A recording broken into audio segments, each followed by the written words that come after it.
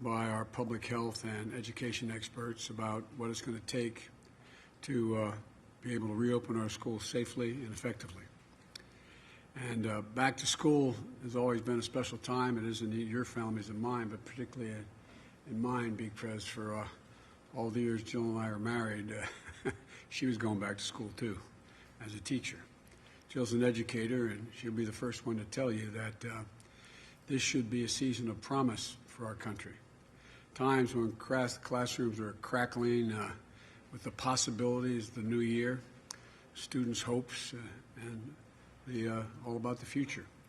But this year, we're facing the most difficult circumstances, and we're seeing an awful lot of heart and a lot of grit from our educators, our students, and to try to rise to the occasion here. But our government hasn't come up to that bar. They haven't shown much grit at all or determination. Let me be clear. If President Trump and his administration had done their jobs early on with this crisis, American schools would be open, and they'd be open safely. Instead, American families all across this country are paying the price for his failures and his administration's failures.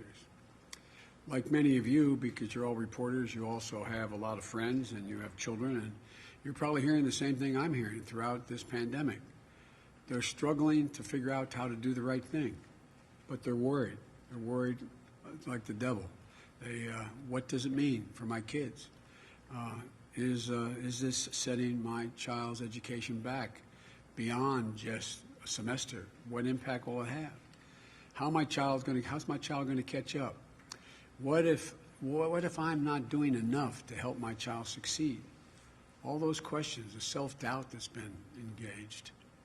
President Trump may not think this is a national emergency, but I think going back to school for millions of children and the impacts on their families and the community is a national emergency. I believe that's what it is. Protecting our students, our educators, our communities, getting our schools open safely and effectively. This is a national emergency. But President Trump still doesn't have any real plan for how to open our schools safely. No real plan for how to help parents feel secure for their children. He's offering nothing but failure and delusions. From the start to finish, the American families and our children are paying the price for his failures. Failure to take this virus seriously early on in January and February, and it's spread around the globe. Failure to take steps we needed back in March and April to get this pandemic under control, to institute widespread testing and tracing, to control the spread. Failure to provide clear national science-based guidelines to state and local authorities. And failure to model even basic responsibility like socially distancing and wearing a mask.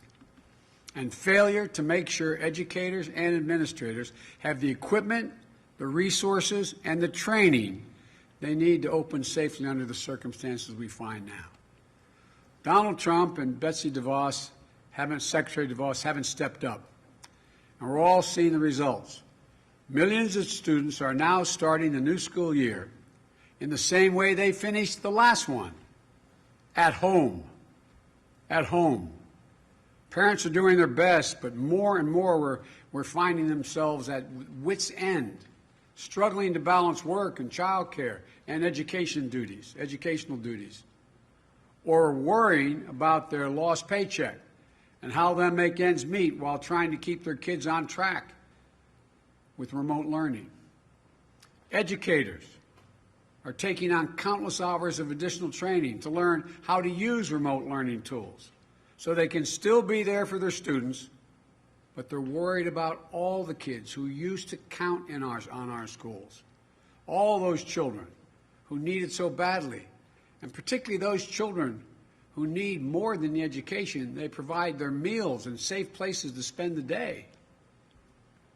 You know, we're all concerned about making sure COVID-19 doesn't further exacerbate the disparities that already have existed in our educational system for so many poor children and in so many communities of color.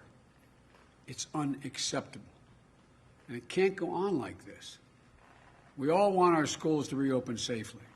with a plan that prioritizes the health of our students and our educators and staff alike. I laid out my plans back in June and July, a roadmap for how to reopen safely and effectively. You can read them by going to joebiden.com. We need straightforward, common sense solutions, but Trump refuses to act, starving schools of the needed funding they need now. Now. They needed it beginning of the summer. Now, Trump's FEMA director is cutting schools loose. Just yesterday, FEMA announced that they're not, after helping 3 districts, I think it was 3, they announced that they're not going to help pay for cloth masks, other PPE, or for school settings, cleaning, those basic health needs, or sanitize, everything from the laboratories to the classrooms, and safety costs for schools that don't qualify for emergency assistance. This is an emergency, Mr. President. This is an emergency. And Donald Trump and his FEMA should treat it as one. If I were president today, I'd direct FEMA to make sure that our kids K through 12 get full access to disaster relief and emergency assistance under the Stafford Act.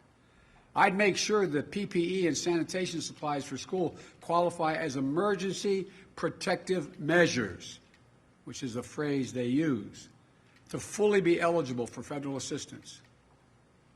On top of that, I'd be working with the leaders of Congress now, today, to pass emergency packages for schools so they have the resources they need in order to be able to open safely. Money for ventilation. I heard that a lot when I had all those healthcare experts up on the Zoom. Money for ventilation and other health measures, but also more money to hire more teachers. Every recommendation we got was they should be dividing into pods, smaller classes. Smaller classes mean more educators are needed. Keeping classes socially distanced, small. Money for more psychologists and counselors. I introduced legislation a long time ago I proposed legislation a long time ago. We have one school psychologist every 1,507 children in school. And the health care, the mental health that our children need now, the anxiety they're feeling at home and going to school, not being able to go to school. The nation's superintendents of schools have estimated that they'll need at least $200 billion to support K through 12 schools throughout the year for safe reopening. And we need the money to hire educators as well for our four-year colleges and universities, for community colleges, for HBCUs, for minority-serving institutions. Democratic leaders are ready to get this done. They've already proposed such legislation. Mr. President, where are you? Where are you? Why aren't you working on this? We need emergency support funding for our schools, and we need it now. Mr. President, that's your job. That's your job. That's what you should be focused on now. Getting our kids back to school safely, keeping schools safely able to remain open once they open. Not whipping up fear and division, not inciting violence in our streets. Get off Twitter and start talking to the congressional leaders in both parties. Invite them to the Oval Office. The Oval Office. And stop your boast about never being seen that what you can do anything. You always talk about your ability to negotiate. Negotiate a deal. A deal for somebody other than yourself. Now I'm happy to take questions you may have. I guess staff's going to call on whoever. Fire away.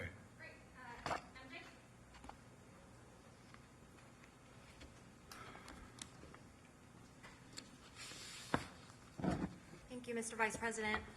Two quick questions for you, if I may. First, ahead of your trip to Kenosha, Wisconsin tomorrow, last week your running mate, Senator Harris, said that the officer who shot Jacob Blake, based on what she has seen, should be charged. Do you agree with her, and do you also believe the same for the officers who were involved in the death of Breonna Taylor?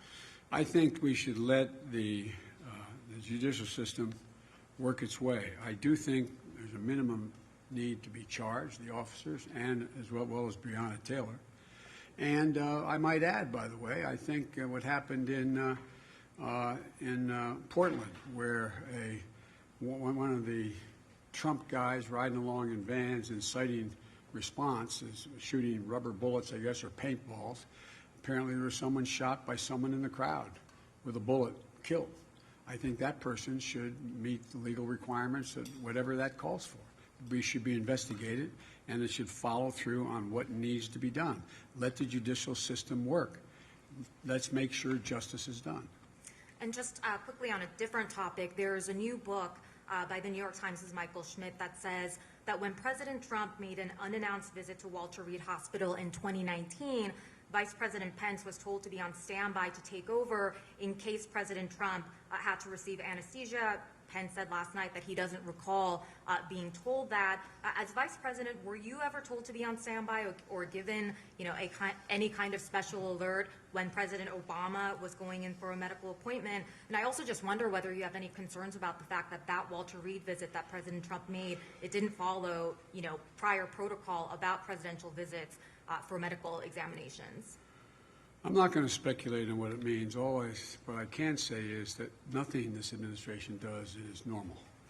And so I'm not being facetious when I say that. So who in God's name knows what it's all about? I just don't know. I don't know. And I'm not going to speculate. I'll let the experts do that. And the only time that I have been on notice is when the president's out of the country and I'm in the country. Not that I should wait for something to immediately be aware of anything, but that's something that might be called for. It wasn't called for. Thank you.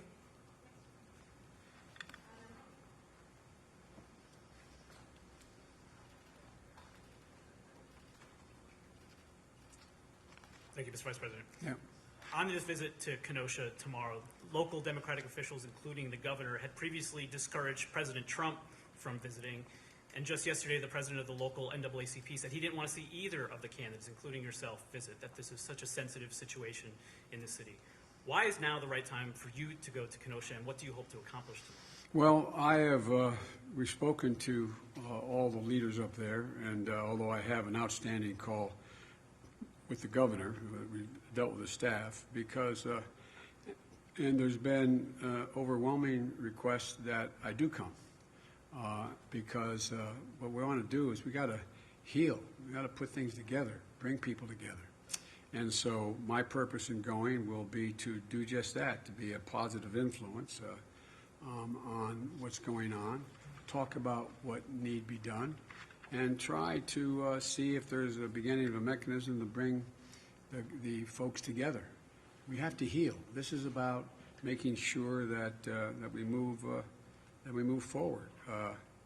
And so I've gotten advice from sitting members of the Congress and the Senate as well to go, and that I should go. And I'm not going to do anything other than meet with and meetings with community leaders, as well as business people and other folks in law enforcement, and to see, start to talk about what has to be done.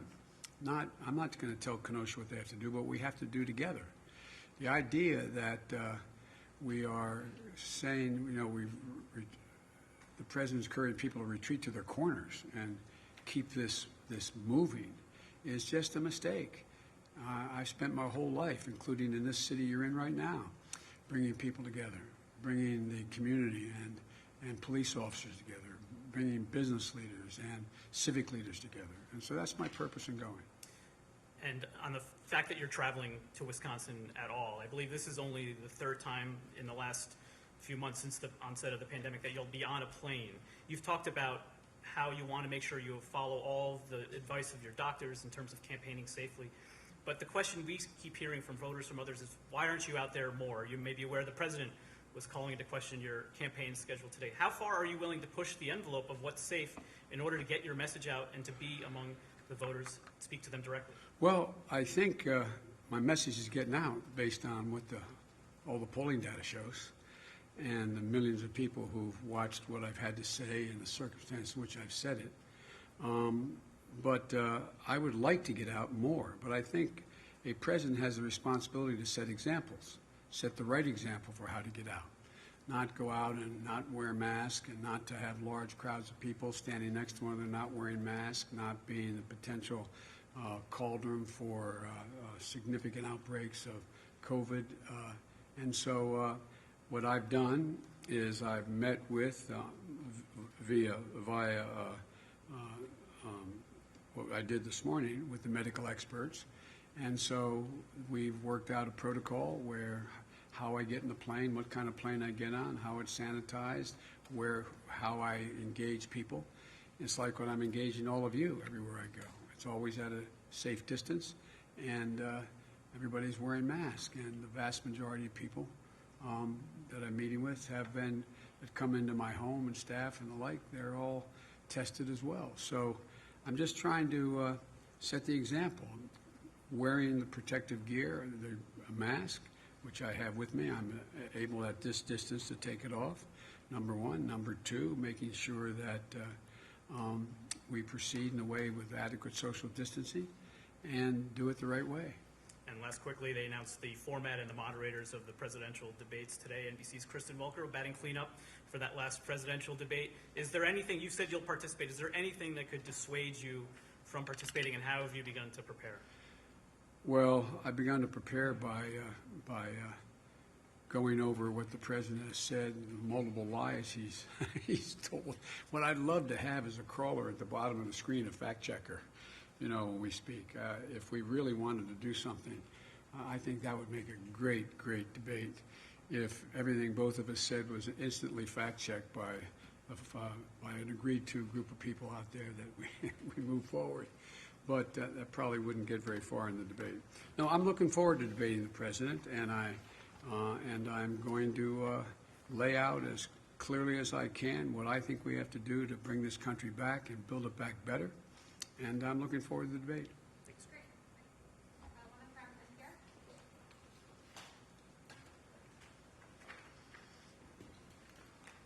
Thank you, Mr. Vice President.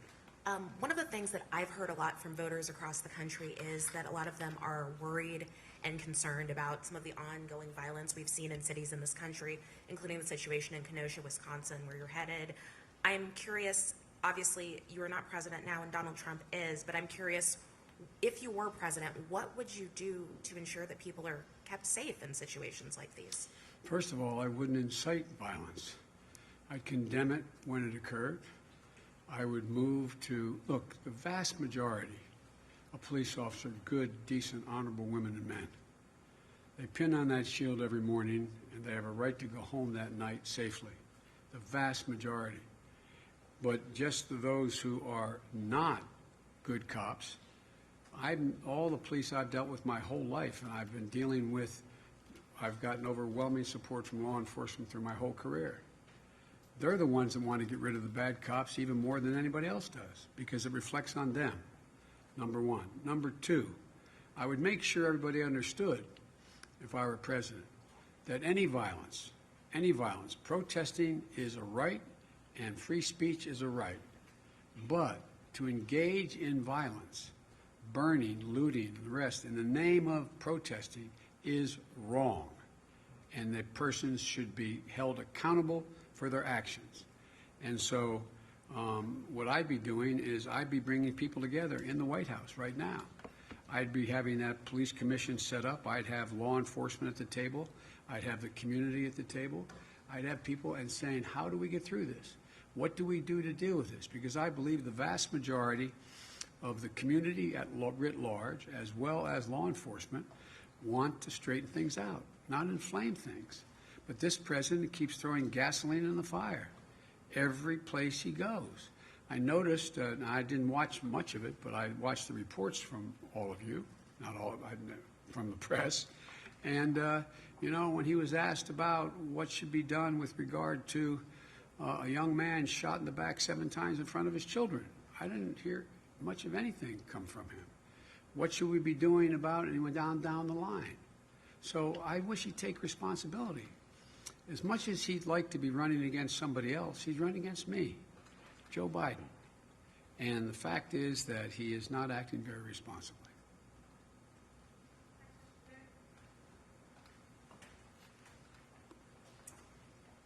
Thank you, Mr. Vice President.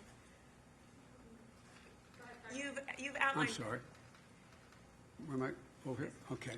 You've outlined your plan to reopen schools safely, but what about what happens in the interim? Right now, millions of parents across the country are facing this very impossible task of trying to work full-time right. and help their children full-time to learn virtually. What is your message to these parents, and what can you do to help them while you work to reopen schools? Help is on the way. I've laid out a clear plan for child care, a clear plan for starting early education as well, so 3 and 4 and 5-year-olds are in school and like, but I'm not president right now. What we should be doing is we should be providing for more help for people who in fact are trying to juggle the choice between, do I stay home with my 3, 4, or 5-year-old and take care of them in the middle of this COVID problem, or do I go to work and earn a salary? What do I do? And so that's why I have a major initiative to deal with child care and elder care, so people can be adequately paid to come and take care of folks, children, as well as the elderly that you may be taking care of, a parent, a husband or wife may be taken care of, as well as making sure that those folks are able to get back to work. And that's why focusing on daycare centers and making sure they're safe and healthy now is equally as important as almost as equally important as dealing with schools. And we should be providing all of the PPE and all of the safety that is necessary in sanitary capacity to allow them to open. Hundreds of them have been opening because some states have gone in and done that. There should be universal guidance coming from the President of the United States of America. There should be basic standards to how, in fact, in what circumstances you can safely open a daycare center. You can safely open a child care center. In addition to that, in the future, the idea, this has brought home a number of glaring problems we have in America, this whole pandemic and what's happened in terms of jobs.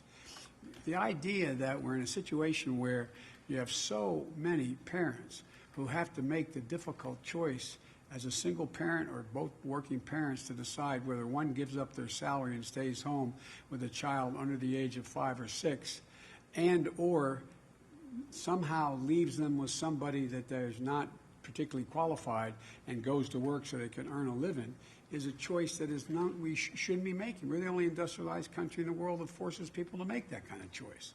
So there should be no one should have to pay more than 7% of their income to provide for child care and be able to go to work. This is something that is a major element of my Build Back Better program. But in the meantime, the most important thing that can be done is have CDC issue really straightforward guidelines on what circumstances you should be able to open up your daycare center or your child care center now. And there should be clear standards. And states should have the wherewithal to be able to go out and inspect those facilities now. But, you know, one thing I haven't mentioned, and I think it warrants mentioning, you know, one of the things we did, remember,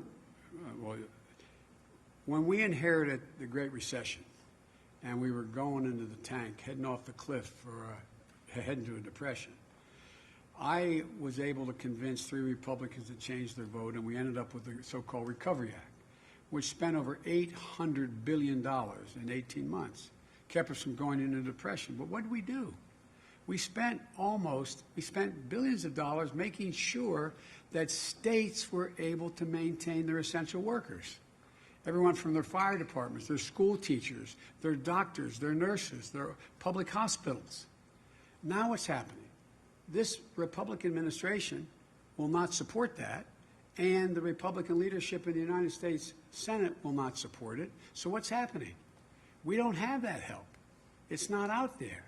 And states are in real trouble. And to quote my good friend Mitch McConnell, he says, let the states go bankrupt. States have to balance their budgets under the law. Communities, counties, cities, They have to balance their budget. There's a reason why the federal government is able to run a deficit, to compensate in times of real economic crisis. And what's happening? Nothing. Nothing. And guess what? We came out of that recession with the longest spurt of economic growth of any administration in American history. But these guys I don't see, and I could go on. Businesses. Look at the money that was passed under the CARES Act for businesses, small businesses, to be able to stay open. You got tens of thousands of them going out of business, many of them permanently. Why? Because the money didn't get to small businesses. They're not open. We should be dealing with those businesses that have been burned out and damaged. We should be providing federal help for those businesses to get back on their feet. But this administration seems to think it's all of a sudden going to go away, like angel dust is going to be sprayed around. Everything's going to be okay. I just don't get it. They have to know better. They have to know better.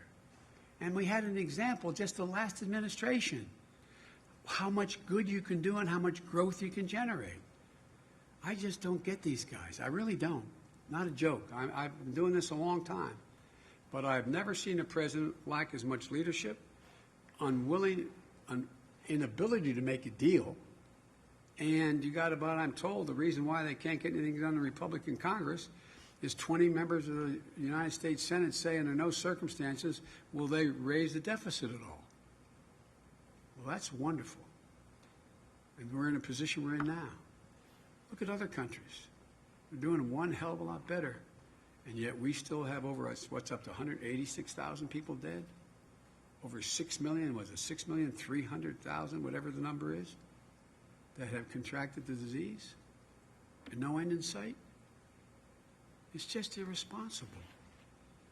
Talk about a know-nothing Congress on the Republican side, a know-nothing president. I mean, I don't get it. I really don't get it. But it's going to change come January, God willing. Sir, what do you say to the teachers who are afraid to return to the classroom, even if the safety protocols that you've proposed are in place? Well, I say that I understand their concern because so many of the teachers also have other pre-existing conditions that lend itself to the fact that if they were to contract the COVID disease, COVID-19, that they would be very susceptible to be in real trouble. So it's understandable why they're doing it. But the first thing to do is make sure that all the protective capacity that we have available to us is made available, and then make choices about whether or not, let the districts make choices about whether or not they open fully, whether they rotate, and whether or not those teachers are able to teach from home and remote learning. But it's really understandable why they wouldn't. Look what's happened in this COVID crisis so far. 100,000 people have died who were above the age of 65. 100,000 out of the 200 and some that have died, or not 200 and some yet, it's 189 or whatever it is now. Estimated, I heard today, the estimates range from two significant universities. One is going to be as many as 239, I think, and another one said by December 312. Yeah, I don't know that, but that's, it's going to go higher. And so I just don't, I don't understand why it's a political problem. What is the politics about not being willing to go in and help provide the protective capacity for people to be able to go back to work and go to school? I just don't, I can't fathom it.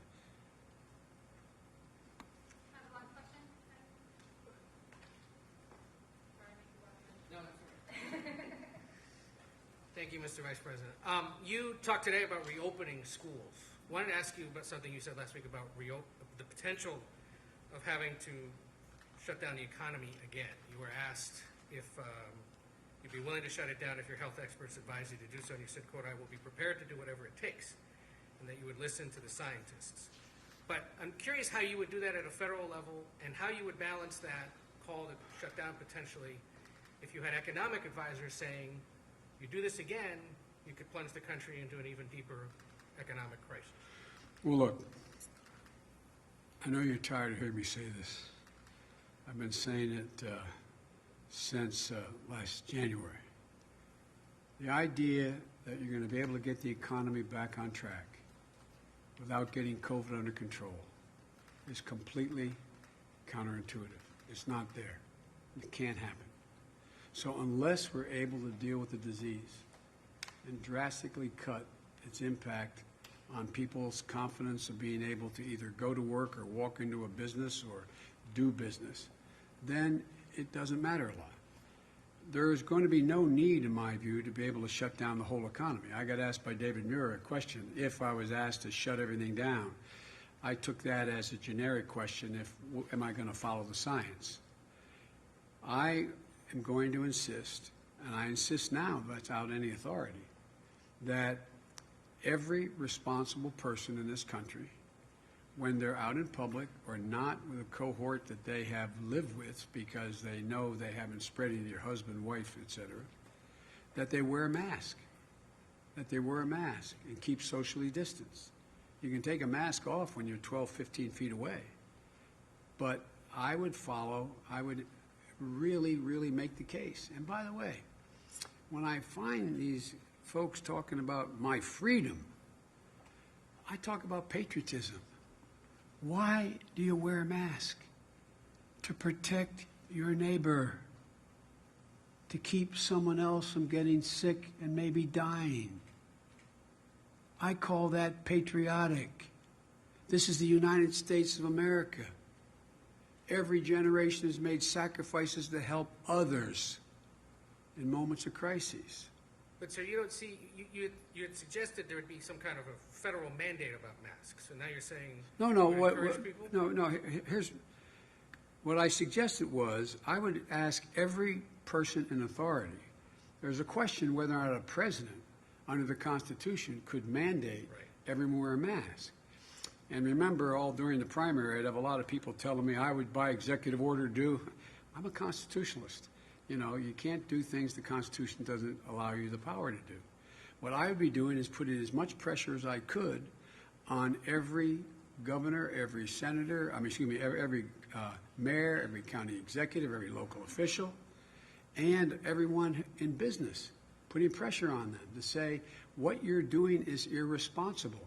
Make sure you wear a mask and maintain social distancing. And the vast majority of the American people accept that notion. One more quick campaign question. You raised $364.5 million, your campaign in the DNC last month, record for a monthly haul, apparently. How are you going to spend it? You want to go to dinner? No. I tell you what, look, what I'm having to spend a lot of it on is to counter the lies that are being told by Trump's campaign and Swift voters out there, the new PAC. But what I'm trying to do is spend most of that. And by the way, I think the average contribution was like $40. We have over 1,600,000 people who contribute in the middle of this economic crisis, somewhere between $5, $10, $15. I'd say that shows some genuine enthusiasm about wanting to make sure that we have a chance of becoming President of the United States. And so what I will spend most of it doing is trying to explain to the American people how I want to unite the country, what I want to do to make the country better, why I'm so confident we can do it, why I'm so confident that we can bring the country together and be in a better position than before this crisis occurred. Because there's been so many fissures exposed as a consequence of what's happened that people are now realizing, my Lord, I didn't know that people in that circumstance didn't have that kind of help. I didn't know whatever. And so I think we have an enormous opportunity to bring the country together and once again lead the world. And you've heard me say it 100 times, not just by the example of our power, but the power of our example. Thank you all so very much for taking the time. Thank you. I know you always ask a hostile question, but go ahead. A hostile question? No, go ahead. Fire away. Thank you so much. So, you said, and you have said recently, that you warned, I'll step up to the mic so they can hear the phone. You said that you warned President Trump in January that there was going to be a pandemic and what needed to be done. If you knew that, then why were you still hosting crowded campaign rallies in March? No, what I talked about was not what had to be done. What I said, you got to take this seriously. You've got to insist that we have access to Wuhan. Insist that we have access in China to find out for ourselves. We had 44 people from CDC there. You cannot continue to talk about the president of China saying he's done a marvelous job. He's doing a great job. When it got up to March, I kept saying, look, you've got to invoke, and you remember, I think I was the first, I may be mistaken, person calling about the Defense Production Act. We don't have enough of it's amazing we use a phrase like PPE and the public knows what that is now, but protective equipment and gear and ventilators. Use that authority.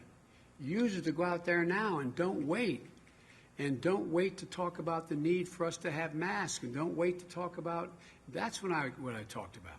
And then I began to lay out for him, we actually had a conversation. I can't remember when it was, I think it was March, maybe it was April, in that range.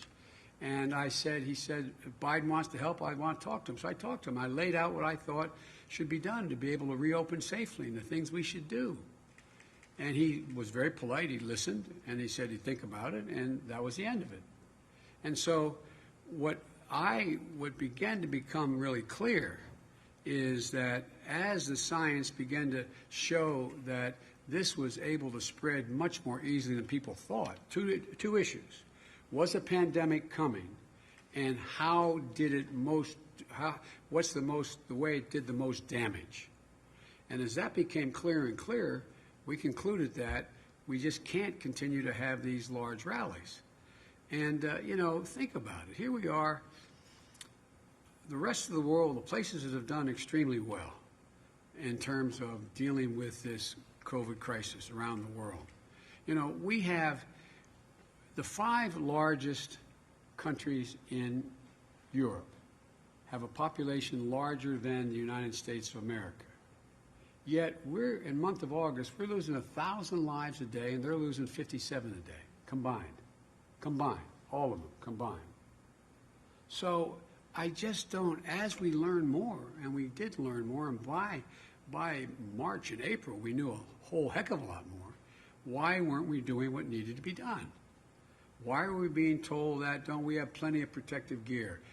And the one big thing that I did push a lot on, I wasn't the only one, was on the need for testing and tracing and moving rapidly to make sure that you had the capacity to test and trace before it got so out of control.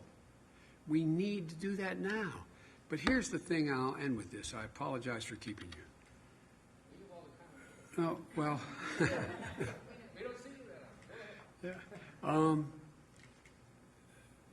The thing that I just don't quite understand is when it's clear that some of the things that the president says are simply not true relating to this crisis. And when enormous pressure is put on professionals in the administration, from the CDC to NIH, across the board, why do we think, God willing, when we get a vaccine that is good, works, why do we think the public's going to line up to be able to being willing to take the injection? We've lost so much confidence, the American people, in what's said. Because we're finding out, again today, plasma, well, that doesn't quite work the way we were told it was. Hell of a lot of pressure put on that person to say that. This president has said so many things that are untrue, that are just wrong. In order to do anything, he looks at it in one way. If the stock market is high and it's moving, and we're reducing the number of people who are in real trouble economically, then it doesn't matter what I say. That's the objective. That's the objective.